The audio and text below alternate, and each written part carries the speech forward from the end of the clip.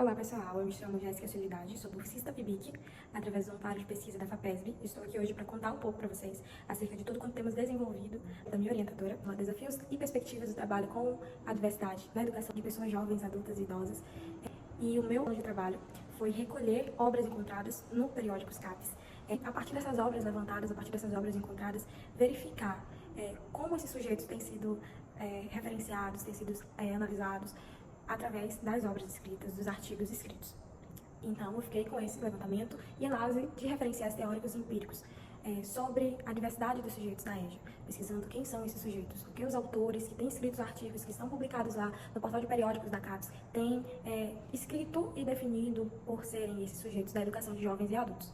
Para que esse trabalho, né? Para que a partir do levantamento desses sujeitos, para a partir de conhecer quem são esses sujeitos, como esses sujeitos têm sido analisados, a gente possa verificar quais são as necessidades desses sujeitos, para que então a gente possa lutar por políticas públicas que atendam a esses sujeitos da melhor forma possível, visando o menor índice de evasão, visando que esses sujeitos venham a ser assistidos da melhor forma possível na modalidade de educação, que é a EJA. E como foi esse trabalho, né? A priori, eu fiz uma busca lá no site, né, dos periódicos da CAPES, e eu não quis colocar sujeitos da EJA, eu quis colocar apenas EJA. E como a minha orientadora fala, né, foi um projeto meu que surgiu na minha cabeça de forma muito grande, e a partir da leitura de toda aquela vasta gama de artigos encontrados, eu pude ver que analisar todos aqueles artigos acabaria por não ser o caminho mais viável, simplesmente colocar lá como busca do campo EJA. Então, eu fui adicionando os descritores, né?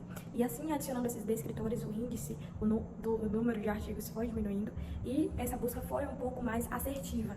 Coloquei lá nos campos alguns escritores, como vocês podem ver aqui na tela, vai estar aparecendo aí para vocês. E a partir dessa busca desses escritores colocados, foi afunilando. E ao afunilar esses artigos, eu comecei a selecionar esses artigos, porque alguns artigos falavam que estariam ali descrevendo os sujeitos da EJA, mas infelizmente não estavam falando dos sujeitos em si, de quem são esses sujeitos, que é a nossa busca principal.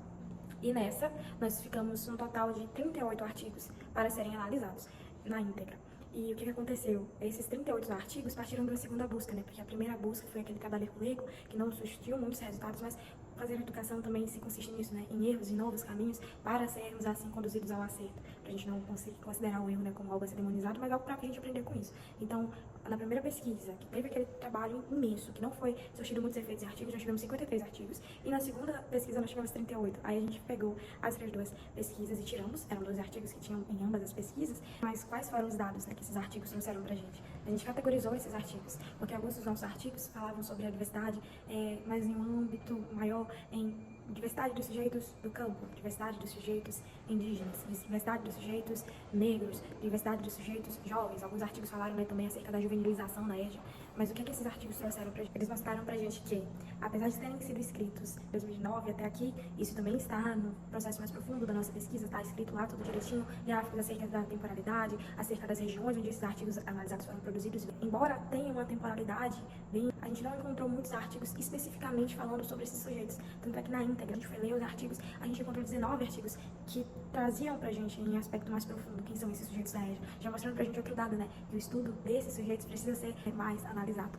E quem são esses sujeitos? Esses sujeitos, como a gente pode observar, são analisados basicamente pelos autores consagrados da EJA, né? Pode ver aparições de citações de Haddad, Arroio, Paulo Freire.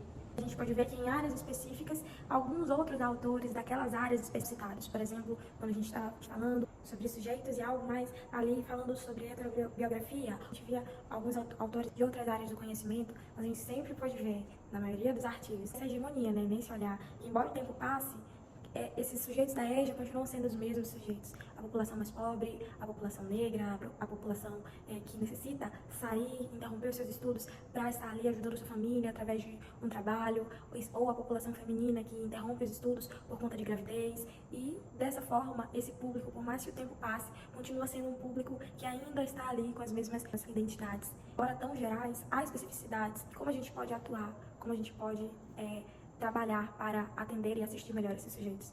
Creio eu que, continuando a pesquisar sobre eles, né, continuando a entender essas especificações da melhor forma possível, para a gente continuar compreendendo quem são esses sujeitos.